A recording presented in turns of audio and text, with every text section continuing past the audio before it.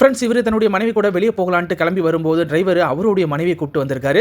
எதுக்காக உன்னுடைய மனைவியை கூப்பிட்டு வந்தேன்னு கேட்கும்போது எனக்கு 1,00,000 ரூபா பணம் தேவைன்னு கேட்குறாரு. ஏன்டா உன் சம்பளமே 15,000 தான், எதுக்கு உனக்கு 1,00,000 கேட்கும்போது என்னுடைய மனைவியை நான் படிக்க வைக்க போறேன், நல்லா படிச்ச பொண்ணு, படிச்சு டீச்சர் ஆகணும்னு ஆசைப்படுறான்னு சொன்ன உடனே இவரோட மனைவி எது உன் பொண்டாட்டி படிச்சு ஸ்கூல் டீச்சர் ஆக போறாளா, ஏமாத்துறதுக்கு புது ரூட்டை கண்டுபிடிச்சிட்டு இங்க வரக்கூடாது, அப்படி உனக்கு பணம் தேவைனா உன் பொண்டாட்டியை என் வீட்டில் வந்து வீட்டு வேலை செய்ய சொல்லு, நான் சொல்றது சரிதானேன்னு சொல்லிட்டு தன்னுடைய கணவன்கிட்ட கேட்குறாங்க.